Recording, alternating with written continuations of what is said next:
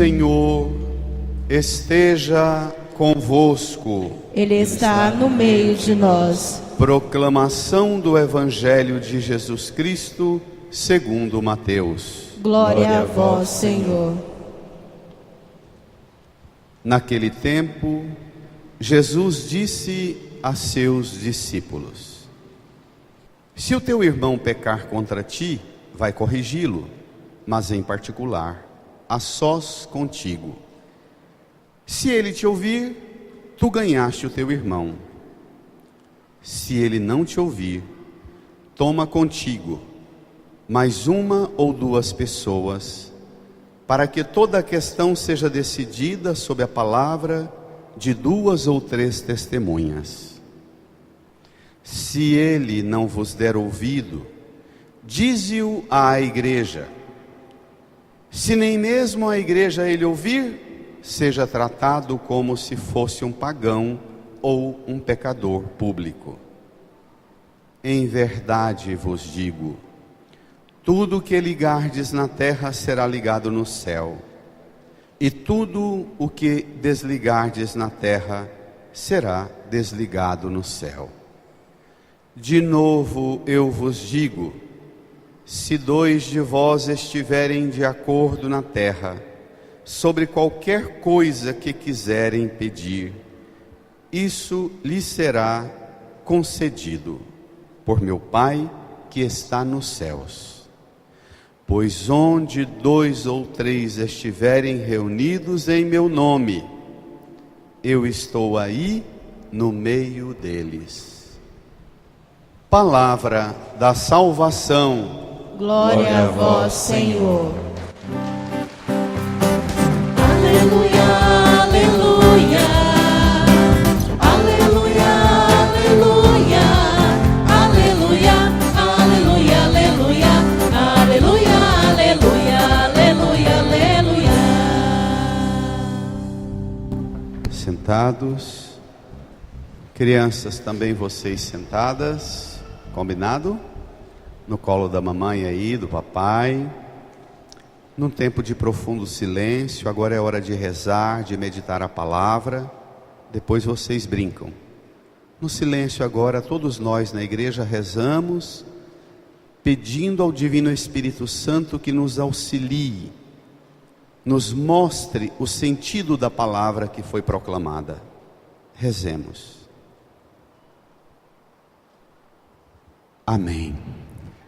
Queridas irmãs e irmãos, nós estamos convivendo com Jesus através do Evangelho de Mateus, com os discípulos, com as multidões, com os que aceitam Jesus, com os que não aceitam Jesus. Nós vimos, agora, ouvimos a palavra que foi proclamada, Jesus ensinando a gente sobre uma das dimensões mais delicadas da nossa vida. Como conviver com uma pessoa que vive o caminho errado. Como lidar com a fraqueza do outro e a fraqueza da gente. Como corrigir os outros e aceitar ser corrigido. Para a gente entender o sentido dessa palavra, por que Jesus entra com essa conversa sobre a correção fraterna, o perdão, o entrar em acordo entre nós? É preciso a gente recordar brevemente a sequência. Jesus revelou aos discípulos que ele é o Messias. Lá em Cesareia de Filipe, Pedro professou: tu és o Messias, o Filho do Deus vivo. Jesus, através dele, fundou a igreja com os apóstolos, deu as chaves do reino dos céus. Depois Jesus anunciou a eles que ele fundou a igreja, para que a igreja continue a missão dele, porque ele, chegando em Jerusalém, ele iria ser perseguido, rejeitado, morto e ressuscitaria. Pedro deu uma bronca em Jesus, repreendeu Jesus, e Jesus deu uma bronca mais forte ainda em Pedro. E seguramente aquela bronca que Jesus deu em Pedro marcou muito a Pedro e aos discípulos. Depois no capítulo 17, como eu já tinha pregado antes, Jesus subiu com os discípulos uma alta montanha, transfigurou na frente deles. Pedro queria ficar em cima da montanha, mas o Divino Pai Eterno mandou Pedro calar a boca, escutar Jesus, desceram da montanha. Lá embaixo da montanha, Jesus realizou alguns milagres, fez alguns ensinos e de novo anunciou que iria sofrer, ser morto. Se você chegar em casa e pegar a sua Bíblia, no final do capítulo 17 de Mateus e o início do capítulo 18 de Mateus, você vai ler lá Jesus anunciando mais uma vez a sua paixão e morte, e o texto termina assim: após escutar Jesus, os discípulos foram tomados por uma profunda tristeza. E aí, diante dessa tristeza dos discípulos, é que Jesus conta a parábola do pastor que tinha 100 ovelhas. Uma se perde, ele deixa as 99 e vai atrás de uma que se perdeu. Hoje o Papa Francisco, lá na Colômbia, agora no final do dia, fez uma pregação belíssima sobre esses textos de hoje. Quem tem acesso à internet, entre na internet, escute várias vezes a pregação do Papa Francisco, porque é um texto, uma pérola. O Papa Francisco dizia que é preciso entender esse texto aqui com o cheiro do pastor que é bom, que deixa as 99 e não sossega enquanto não põe a ovelha perdida nos ombros e a carrega de volta. Então é preciso ler esse texto sentindo o cheiro do bom pastor. Vamos ver? Agora eu acho que podemos nos situar melhor frente ao texto. Número 9 do seu folheto, Evangelho de Mateus, capítulo 18, versículo 15 a 20. A pergunta é: Jesus, Senhor, como eu devo me comportar diante da fraqueza do meu irmão? O que eu tenho de verdade como obrigação diante do meu irmão, da minha irmã, do meu pai, a minha mãe, esposa, esposo, filho que erra? Vamos ver? Juntos. Naquele tempo, Jesus disse a seus discípulos. Portanto, é uma conversa específica para os discípulos, não é uma pregação para todo mundo. Ele está falando de coisas de dentro da relação dele com o grupo que ele escolheu para fundar a igreja. Diz aos discípulos e a nós que somos discípulos e discípulos dele hoje. Juntos. Se o teu irmão pecar contra ti, vai corrigi-lo, mas em particular, a sós contigo. Para lá. Se o teu irmão o quê? Pecar contra ti. Pecar contra ti. Jesus não classifica aqui que tamanho é a ofensa que o irmão provocou contra você.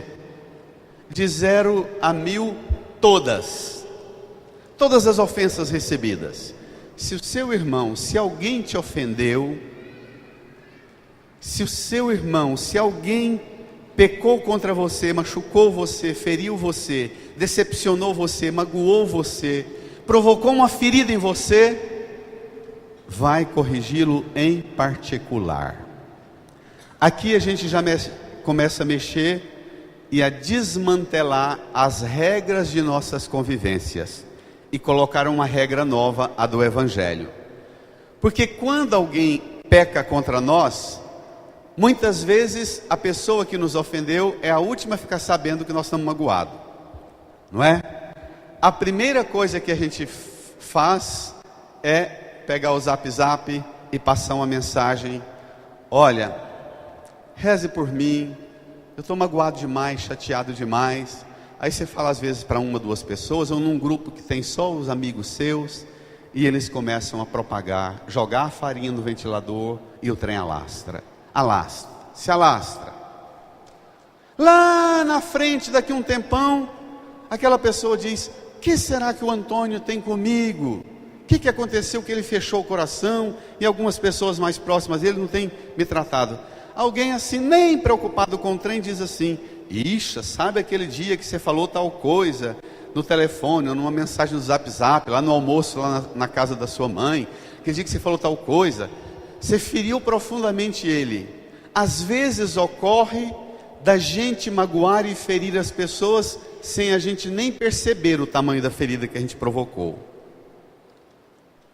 Então, Jesus está dizendo aqui que o critério nosso diante do erro de alguém que nos fere, que nos machuca vai atrás dessa pessoa, chama ela e corrija ela em particular. Essa já é uma regra do Antigo Testamento. Vamos lá na primeira leitura para entender essa regra. Ela é antiga, lá do profeta Ezequiel, que ensina a gente a corrigir o ímpio, a pessoa que vive o caminho errado. Diz assim a profecia de Ezequiel: assim diz o Senhor, quanto a ti, filho do homem, eu te estabeleci como vigia para a casa de Israel. Logo que ouvires alguma palavra de minha boca, leia: tu os deves advertir em meu nome. Se eu disser ao ímpio que ele vai morrer, leia: e tu não lhe falares, advertindo-o a respeito de sua conduta, o ímpio vai morrer por própria culpa. Mas eu te pedirei contas da sua morte. Prestemos atenção. Através de quem Deus conversa com as pessoas erradas? Olha o que o texto diz: se eu disser ao ímpio que ele vai morrer, e tu não lhe falares advertindo-o, Deus fala com as pessoas que nós consideramos erradas através de nós, e não através da fofoca, ou da mágoa, ou do ressentimento. Hoje é dia da gente acertar as contas com as pessoas que Deus pôs em nossa vida, em nosso caminho, e confiou a nós a tarefa de corrigir as pessoas erradas, porque se elas não mudarem, o Senhor diz, ela vai morrer pela própria culpa, mas eu vou pedir de você as contas. Significa uma regra que nós achamos um absurdo. Eu tenho, na lógica da Bíblia e do Evangelho, a minha vida diante de Deus tem a ver com a vida do meu irmão longe de Deus. A salvação do meu irmão depende da minha coragem de, com a palavra de Deus, chegar nele, nela e corrigi-lo. A salvação, como os nossos irmãos evangélicos gostam de pregar com tanta impetuosidade, que a salvação é individual, para a tradição católica não, a salvação é obra da igreja, que trabalha e opera em favor dos pecadores, dando-lhes o conhecimento da verdade. Só Cristo salva, mas Cristo salva, como essa leitura de Ezequiel, que é muito antes de Cristo, já muito antes da vinda do Messias, o profeta diz, se eu disser ao ímpio que ele vai morrer, e tu não lhe falares, repita comigo, toda a igreja, Deus fala com as pessoas que eu conheço e estão no caminho errado. Deus fala com elas através de mim. Dá-me essa coragem, Senhor. Crianças, estão ouvindo? O erro dos outros não me autoriza a ir para o caminho errado e nem fechar o coração. O erro dos outros toca um sininho. Eu te constituí como vigia, como sentinela. Quem se considera conhecendo as coisas de Deus e no caminho da verdade, deve se considerar como uma sentinela na vida dos que estão no caminho errado. Como vigia, não para ficar controlando a vida e o comportamento dele, mas para transmitir-lhe o plano e a vontade de Deus. Volta ao Evangelho. A regra número 1: seu irmão pecou contra você, vai, cria coragem. É chato, é desgastante conversar com uma pessoa que me feriu, que me magoou. É difícil, que me traiu. É difícil, mas chama seu irmão e corrige-o em particular, antes de jogar a farinha do erro dele, a poeira do erro dele no ventilador. Segunda regra: se ele te ouvir, tu ganhaste o teu irmão. É engraçado que você não corrige o irmão para ele te ganhar de volta, porque quando alguém fere a gente diz: nunca mais eu confio em você, nunca mais eu conto com você, não é? Na lógica do evangelho é o contrário. Quando eu me reconcilio com uma pessoa que me feriu, sou eu que ganho ele de volta. Isso aqui é outro tipo de calculadora, é outra matemática, outra lógica, não tem nada a ver com os cálculos do mundo, absolutamente nada. Quando eu me ocupo em corrigir quem me feriu, eu estou buscando ganhar o meu irmão de volta. Não é devolver a minha bondade, a minha honradez, a minha fidelidade, a minha honestidade para ele, como crédito para ele. Não é não, pelo contrário, é devolvê-lo a mim. E devolvendo o meu irmão a mim, restaurando o vínculo com ele, eu devolvo a mim e ao meu irmão a Deus, que é o que vem agora. Vamos ver? Versículo 16: se ele não te ouvir, leia, igreja, todos vocês. Toma contigo mais uma ou duas pessoas, para que toda a questão seja decidida sob a palavra de 2 ou 3 testemunhas. Irmã, irmão, prestemos atenção nesse detalhe que é decisivo. A sua ferida, a minha ferida, a mágoa porque alguém me feriu, ela deve ser enfrentada sob a palavra e não sob o sentimento ferido. Está entendendo a diferença? Às vezes nós queremos corrigir o irmão, dando como critério a correção o sentimento ferido que eu tenho. E aí a gente carca os pregos para fazer a pessoa sentir-se um lixo. Até que, para não morrer sufocada pela poeira da fraqueza dela, ela diz: não, então me perdoa, que eu preciso viver. Aqui nesse texto Jesus propõe o contrário. O Papa Francisco dizia agora à tarde lá na Colômbia: aqui existe a primazia da razão sobre um sentimento ferido. Tem pessoas que regem a vida delas só pelo sentimento, e o sentimento ferido. Todas as relações são estabelecidas a partir dos sentimentos, e Jesus diz: não põe o sentimento regulando tudo, não. Põe a primazia da razão, da inteligência, do raciocínio, da lógica, da capacidade humana de compreender as coisas. E o mais importante, não tenha os seus sentimentos e a sua palavra como critério de julgamento do outro, mas tenha a palavra de outros, 2 ou 3 ou mais, como critério de avaliação do outro. Não ponha o seu umbigo ferido como o furacão que decide o resto e vai arrebentando com tudo, para usar uma expressão tão sofrida do que o povo lá na América estão sofrendo, não é? Se ele não te ouvir, chama 2, 3 irmãos, para que a situação seja decidida sob a palavra, ou o testemunho de 2 ou 3. Irmã, irmão, uma pergunta difícil que essa palavra de Deus faz para mim e para você.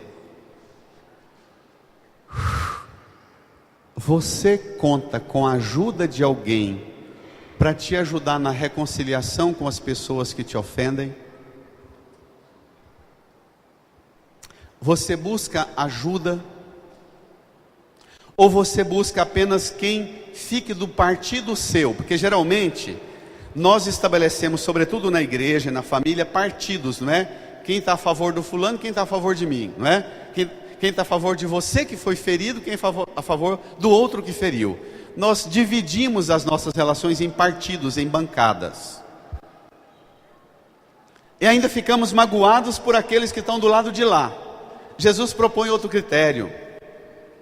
Até chamar alguém que é muito próximo da pessoa e dizer: olha, você que conhece tanto fulano, é amigo dele, me ajuda a entender, fez tal coisa contra mim, me ajuda a me posicionar, me ajuda buscar a cura da ferida minha e da ferida da nossa relação. Esse critério da primazia da razão, da inteligência da fé, da sabedoria de Deus, tem que ser colocado mandando mais do que o umbigo, o ego ferido, ainda que tenha toda a razão de estar ferido, tá bom?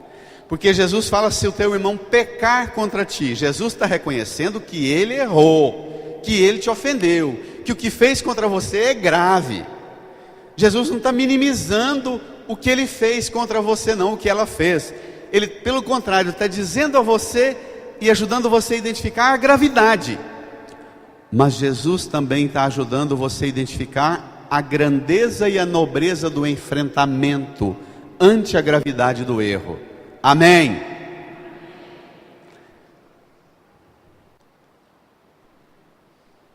Mas pode ocorrer, porque tem gente que não quer ser corrigido, e tem gente que não muda assim não. Às vezes, entre o dia que a pessoa te feriu e a primeira vez que você teve coragem de enfrentar ela, já passou 1, 2 anos, 10 anos. Muitas vezes a primeira conversa da gente com a pessoa que feriu a gente acontece muito tempo depois, lá no hospital, o dia que alguém querido está doente, lá no velório, quando a gente morre alguém querido, e a gente está lá no mesmo velório e fala: cara, estou magoado com você, queria zerar essa coisa. Quantas vezes nós reconciliamos muito depois? Isso existe?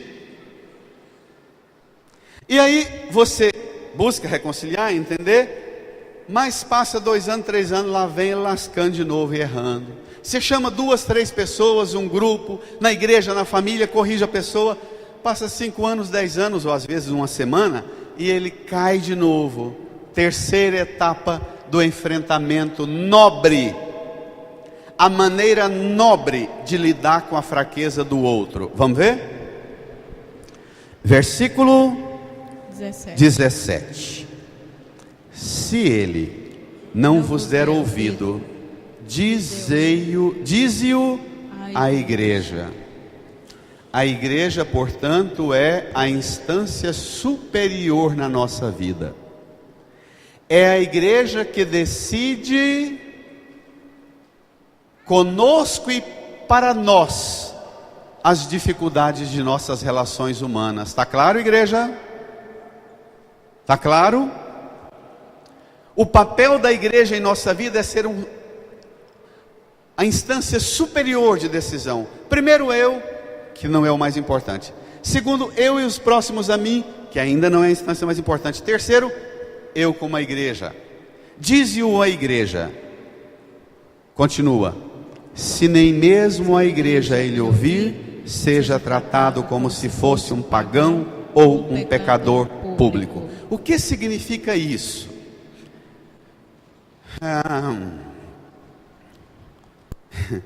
Quem já foi ferido, ou quem já feriu alguém, e conta com a vingança e a mágoa da pessoa que começa a comportar na sua frente, negando que você existe, é a pior coisa do mundo, não é? É a gente ofender uma pessoa e ela tratar a gente como se a gente não existisse. E às vezes nós fazemos isso dentro de casa, com a família, com o pai, a mãe, irmão, filho, genro, nora. Nas novas configurações aí de família, com tanto segundo, terceiro casamento, os filhos dos filhos dos filhos dos filhos, do ex da ex. Quanto conflito e tensão vai sendo travado. E a gente não tem a menor noção do poder maléfico, maldito que é simplesmente fechar o coração e dizer não compensa mais. Já tentei, não compensa mais. Quando Jesus diz assim, se nem mesmo a igreja ele ouvir, seja tratado como um pagão ou pecador público, sabe o que está dizendo Jesus? Olha, você tem que parar de cobrar desse irmão seu, da esposa, do esposo, critérios de fé para ele relacionar com você e você relacionar com ele, porque ele não tem princípios de fé. Ser tratado como um pagão ou pecador público relacione-se com ele como sendo alguém que não tem nenhum princípio, nenhum valor, porque você fica cobrando dele ou dela que ela se comporte a partir de valores da família, do afeto, da amizade, de valores do evangelho e da fé, e essa pessoa é uma pagã, ela não tem princípio.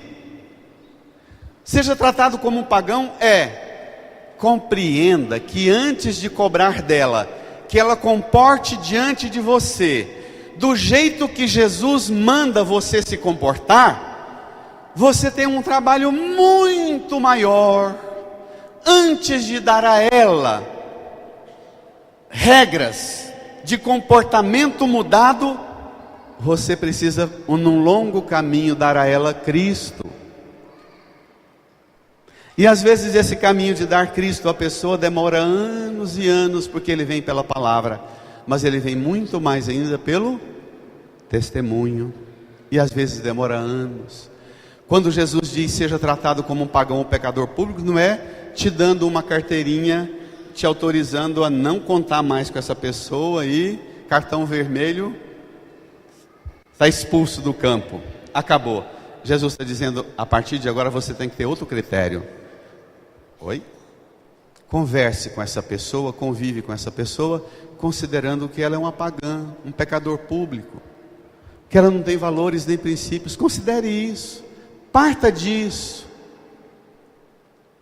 porque às vezes nós só cobramos a partir dos critérios que nós achávamos que ela tinha, e na convivência a gente descobriu que não tem, nem pessoalmente, nem com 2 ou 3, nem com a igreja. A gente descobre, essa pessoa na verdade não tem princípios nem valores. Quanta energia você já perdeu na sua vida, cobrando coisas e valores da sua compreensão de família e da fé de pessoas que não têm princípio nenhum. Isso existe. Mude sua maneira de se comportar, porque é tudo energia desperdiçada.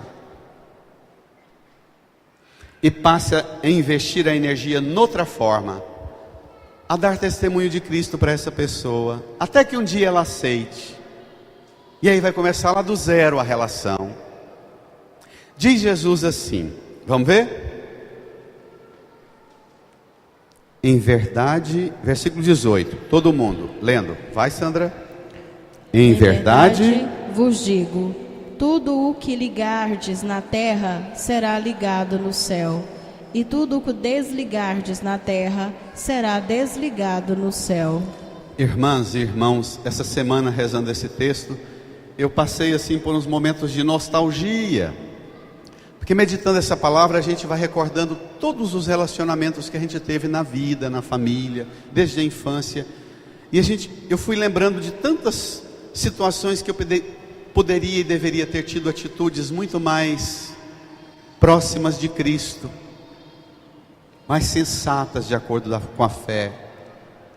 Jesus está dizendo, olha, cuidado, porque se você desligar a pessoa de você aqui na terra, você está desligando você e ela também se você se ligar a pessoa aqui na terra, vocês estão se ligando no cuidado. Deus nos olha a partir o óculos que Deus usa. Deus enxerga os vínculos que nós estabelecemos uns com os outros. Deus enxerga como aqueles aparelhos modernos de fazer exame, que a gente entra dentro das máquinas e sai o mapeamento do cérebro da gente, dos nervos, dos ossos. Deus olha para nós e o olhar de Deus mapeia os nossos vínculos.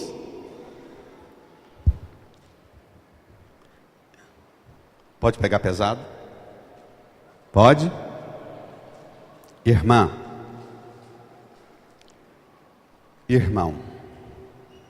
a partir de hoje, nós nunca mais poderemos esquecer da regra que virá agora.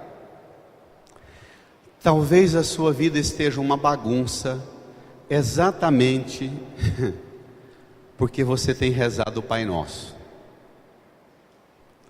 Quando você reza o Pai Nosso, você pede a Deus, ao Divino Pai Eterno, que Ele trate você do jeito que você trata a quem te ofendeu, não é? Não é assim? Perdoai as nossas ofensas assim, a quem você diz ao Divino Pai Eterno: Senhor, na liberdade de filha e filho, na fé, eu me coloco na presença do Senhor e eu te peço, trata-me como eu trato as pessoas que me ofenderam. E talvez a sua vida esteja uma bagunça do jeito que está, porque você tem rezado muito o Pai Nosso. Vamos ver? Pegue a conclusão do Evangelho. Nós vamos esmiuçar isso mais. Leia. De novo eu vos digo, se dois de vós estiverem de acordo na terra sobre qualquer coisa que quiserem pedir, isso lhe será concedido por meu Pai que está nos céus. Para o Divino Pai Eterno acolher o que você pede, nós precisamos entrar em acordo uns com os outros aqui na terra. Está entendido? O critério que o Divino Pai Eterno usa para atender-nos é olhar se a gente está de acordo uns com os outros aqui na terra. Se não tiver, o que pedir não vai ser atendido. Continue. Pois, onde dois ou três estiverem reunidos em meu nome, e não em nome da minha ferida, da minha mágoa, ou dos meus valores, ou das minhas convicções, mas onde dois ou mais estiverem reunidos em meu nome, eu estarei aí no meio deles. Por isso o critério que Jesus dizia para Pedro no domingo passado: quem quiser me seguir, renuncie a si mesmo. Põe seu ego ferido de lado. Hoje de manhã eu conversava com uma psicóloga que estava na missa e que tem ajudado a gente aqui na comunidade. A gente conversava o seguinte, que na terapia, tanto na direção espiritual como na terapia com o psicólogo, o processo de cura mais difícil de acontecer é quando a gente começa a enfrentar a etapa em que a gente tem que deixar de lado e jogar fora as feridas que a gente tem guardado, as cicatrizes.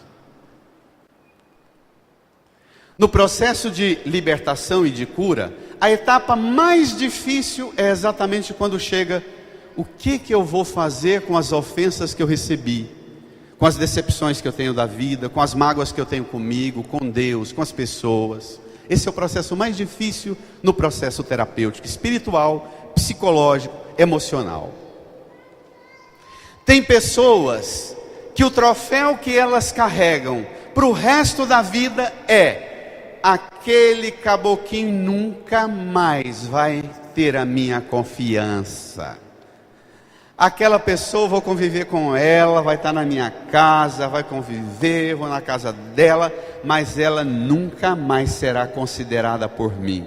A gente põe a ferida da gente no centro, num altar, faz um trono para a ferida e passa a vida inteira contando lereia para os outros do tanto que eu já fui ferido e magoado. Tem gente que ganha a vida assim. Eu vivo repetindo isso na pregação. Tem gente que ganha a vida contando, sendo vítima. Coitadinho, tanto que eu já fui humilhado, maltratado, machucado e ferido. E com isso, tudo que eu mando, todo mundo me dá e me submete. E se submete a mim. O Divino Pai Eterno e Jesus está dizendo para nós que é outra coisa. Para a gente conseguir a compaixão e a misericórdia de Deus, a primeira coisa que nós temos que botar fora é o umbigo ferido, o ego ferido. Renuncie a si mesmo. Tome a cruz.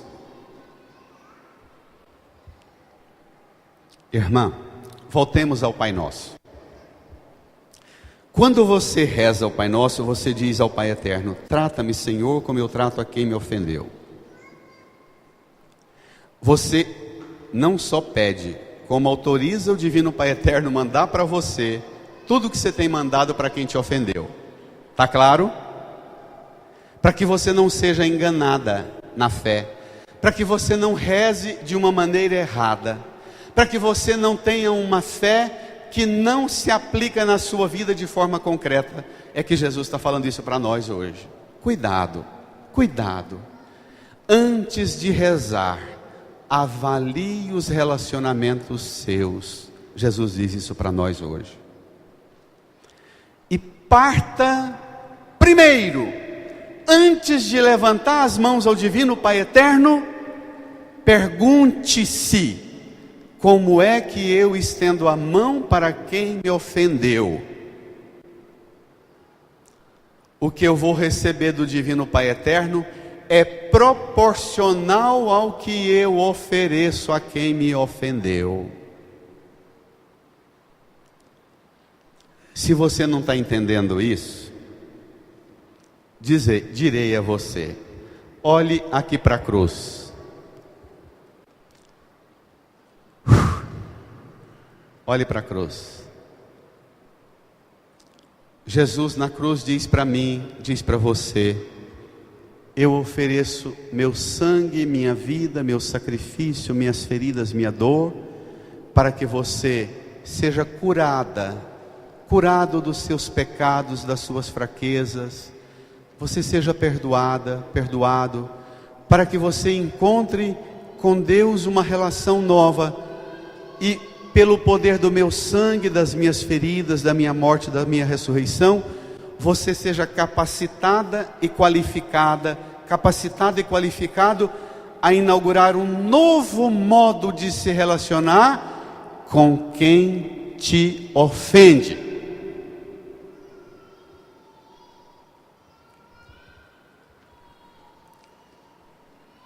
Irmã, irmão, hoje é dia de você não aceitar ir embora antes de colocar aos pés da cruz de Jesus e do altar todas as feridas que alguém já provocou em você. Não leve mais com você, mais nunca. Talvez você vai começar a descarregar, a despejar ao pé do altar essas feridas hoje. Talvez vá demorar um tempo, porque você guardou tanta mágoa, tanto ressentimento, que vai demorar, você vai precisar de um tempo, porque é caminhão demais de mágoa, de ressentimento, de frustração, de decepção. É muito entulho que a gente guarda dentro da gente. Calma, mas comece hoje a despejar aos pés do altar e aos pés da cruz o que você guardou e te marcou com as ofensas que você recebeu. Provavelmente algumas nós recebemos no útero da nossa mãe. Lá nos Estados Unidos, essa semana eu li numa revista dessas de ciência, eles fizeram um experimento com macacos. Dava comida para o macaco vinha e comia normalmente. Depois, com o filho do macaco e da macaca, dava comida, e todas as vezes que dava comida que ele comia, dava um choque nele. E fez assim com 1, 2, 3 gerações de macacos. Lá na frente, quando estava na 4ª, 5ª, 8ª geração de macacos, aqueles macacos, filho, neto, bisneto, tataraneto, de macacos que levaram choque quando comeram, sempre que recebiam comida sem nunca ter recebido choque, eles se comportavam trazendo uma memória genética que a ciência fala, que alguns bestas na pregação chamam de maldição da geração passada. Isso não tem nada a ver com maldição, com praga, não. Isso é memória genética. Nós temos em nós, imprimido em nós memória genética, nas doenças. Um pai e uma mãe propensos para diabetes, a gente também é, não é? Para pressão alta a gente também é. Isso é memória genética, isso não é praga. E o macaco prova para nós que somos primo deles, que nós também trazemos memória genética nas ofensas que recebemos e transmitimos para os outros. E nós temos a condição de não ser manipulados como macacos dentro das grades e laboratórios, né? Nós temos essa graça. Hoje, não vá embora sem apresentar ao Senhor. Olha aqui para a cruz. Estenda a sua mão aqui para a cruz. Não tenha medo de fazer isso não. Não tenha medo de apresentar ao Senhor as pessoas que te feriram, te machucaram e dizer: Senhor, não quero mais carregar comigo lembranças ruins, mágoas, ressentimentos. Eu quero colocar aos pés da sua cruz para que o seu sangue banhe as pessoas que me ofenderam, e eu ofereço também aos pés da sua cruz o meu perdão a elas. Senhor, também aos pés da sua cruz eu ofereço as pessoas a quem eu ofendi. Eu peço perdão a elas, até se já morreram, sumiram na minha vida. Eu ponho aos pés da sua cruz e do seu altar as pessoas que eu ofendi. E eu me coloco também aos pés do seu altar. Te peço, perdoa-me, perdoa-nos. Amém. Amém. Pegue a segunda leitura para você ganhar força para continuar isso daqui um pouco. Segunda leitura.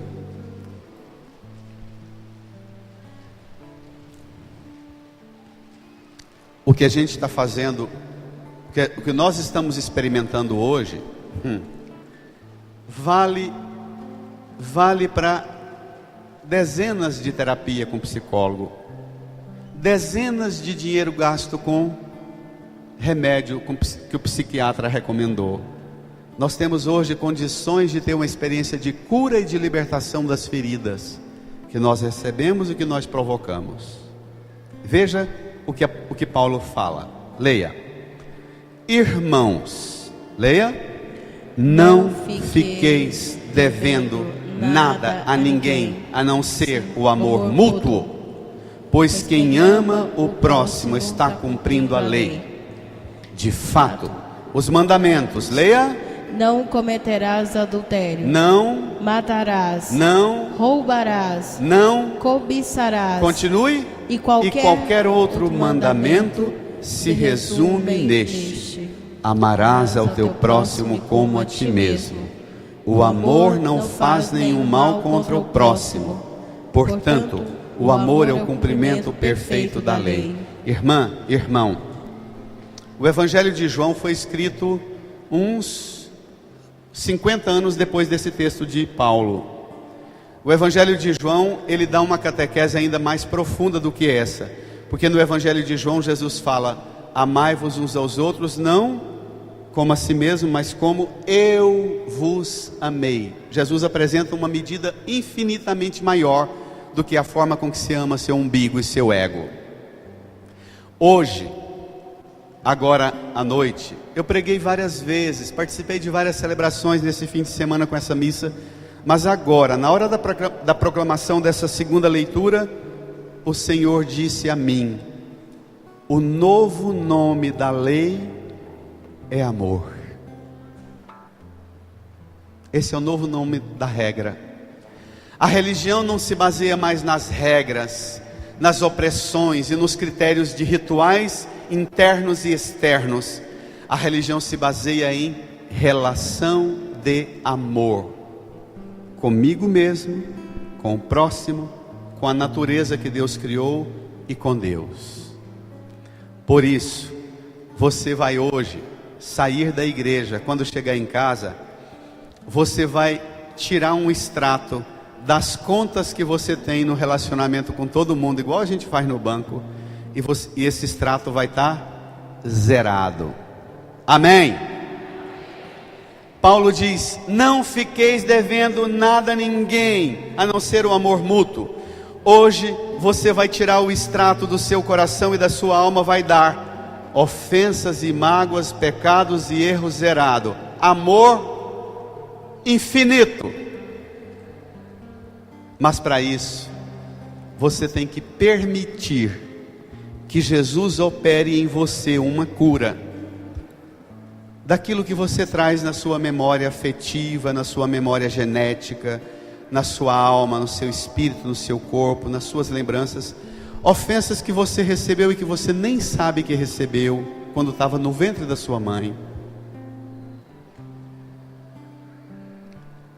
Ofensas, palavras, desejos ruins que você cultivou contra alguém, que alguém cultivou contra você.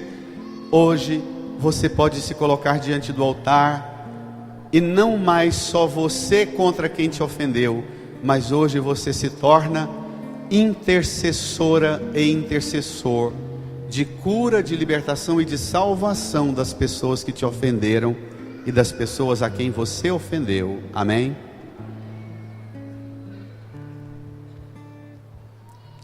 Incline a sua cabeça, põe a mão no seu coração, diga para Jesus: dá-me, Senhor, as condições para voltar a rezar o Pai Nosso, e a força da oração, ser atendida, agora, diante do seu altar, da sua cruz, eu me entrego, e entrego tudo o que já fiz, contra os outros, tudo que fizeram contra mim, tudo que eu guardei em mim. Toma, Senhor, cura-me, renova-me, restaura-me, recria-me. Continue sua oração ao Senhor. Estabeleça agora seu diálogo com Jesus. Só Ele pode capacitar você para experimentar a força dessa palavra. Só Jesus pode dar a você as condições necessárias para perdoar, para corrigir o erro do outro, e para não sossegar enquanto o outro não encontrar Deus, como você teve a graça de encontrar Deus na sua vida. Fale, reze, ore, suplique do seu modo.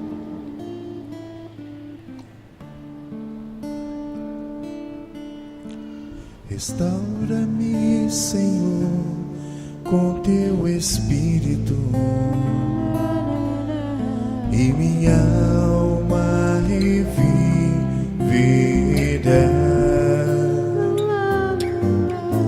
Restaura-me, Senhor, com teu Espírito, e minha alma reviverá.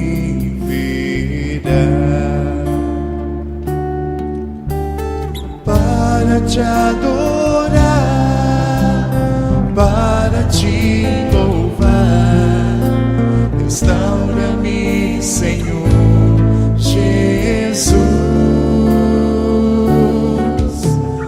Para te adorar, para te louvar, restaura-me, Senhor Jesus. Cura-me, Senhor, com teu Espírito, e minha alma reviverá.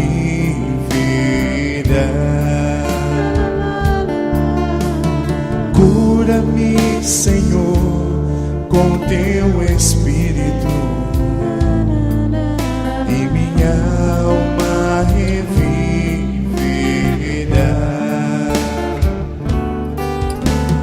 Para te adorar, para te louvar, cura-me, Senhor Jesus.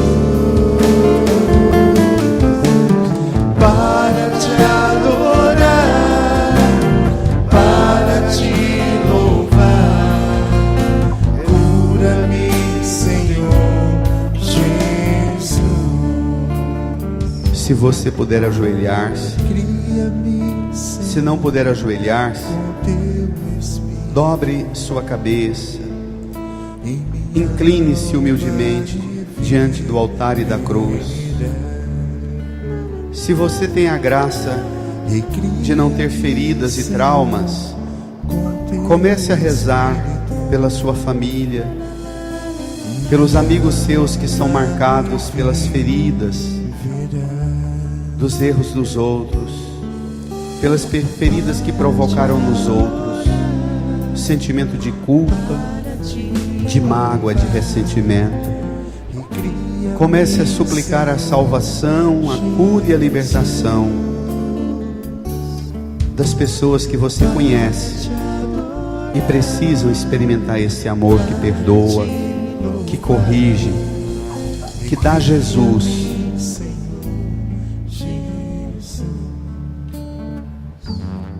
Jesus, aos pés da sua cruz eu entrego todas as ofensas que eu já recebi. Por seu sangue, lava meu coração,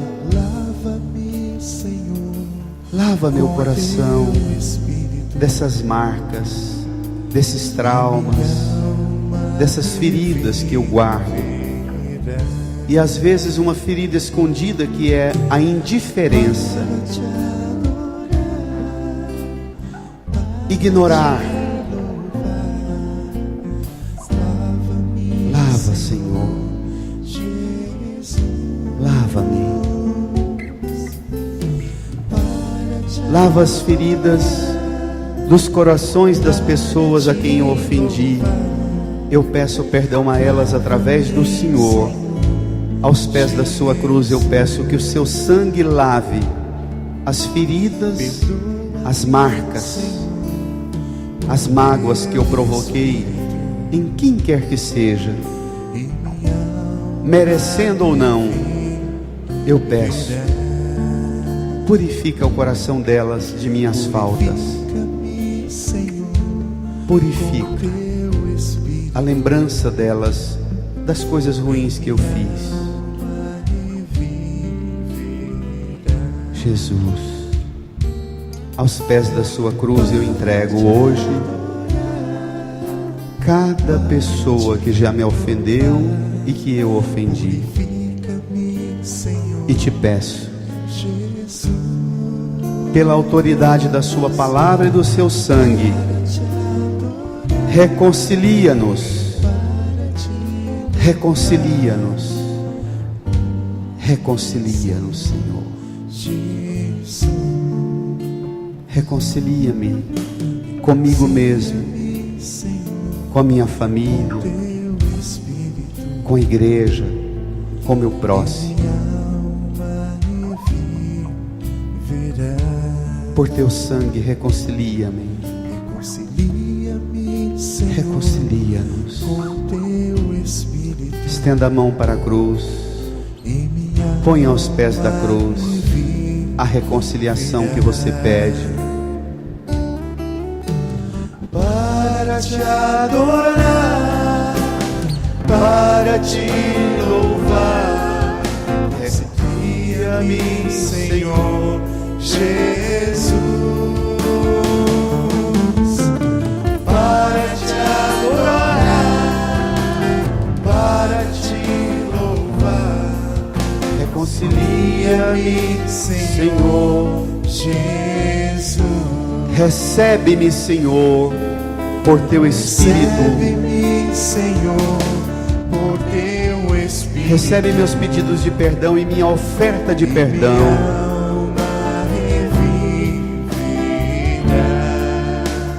Recebe-me, recebe-me, Senhor, por teu Espírito. E minha alma reviverá. A igreja canta para te adorar, para te adorar, para te louvar. recebe-me, Recebe-me, Senhor Jesus. Firma. para te adorar, para te louvar. Recebe-me, Senhor Jesus.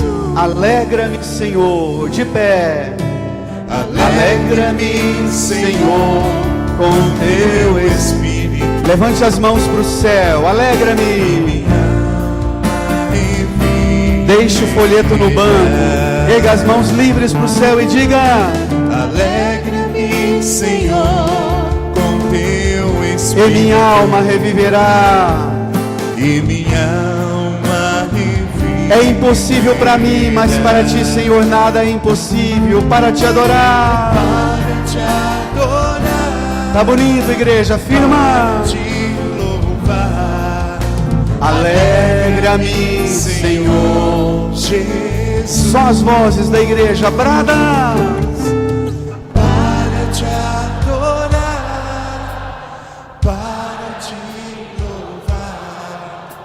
Alegra-me, Senhor, Jesus, cura-me Cura-me, Senhor, com teu Espírito e minha alma reviverá.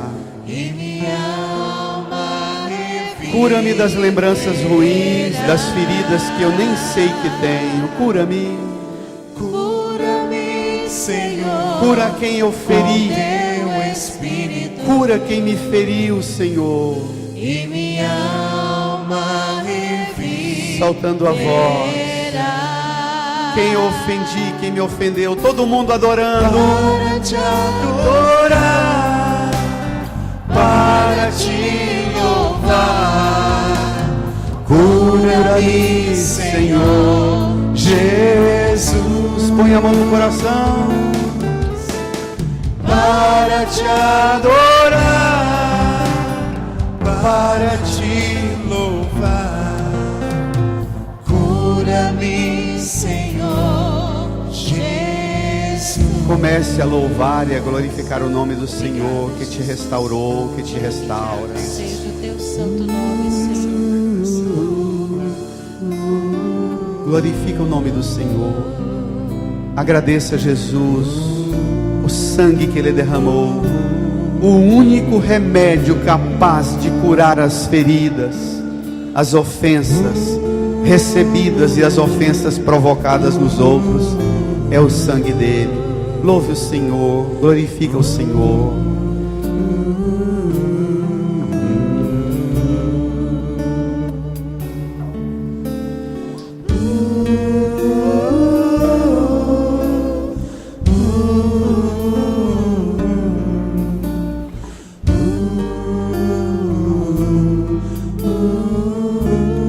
Talvez você nunca vai poder abraçar algumas pessoas que já te ofenderam, que você ofendeu, mas através de quem está do seu lado, você pode zerar todas as ofensas e oferecer a Jesus o abraço a quem te ofendeu e a quem você ofendeu, dando um abraço em quem está do seu lado e dizendo que a paz do Senhor esteja com você. Abrace. É abraço, não é tapinha nas costas não, não é aperto de mão não. Abraço, deseja a paz do Senhor, bem firme, bem forte, e reconcilie.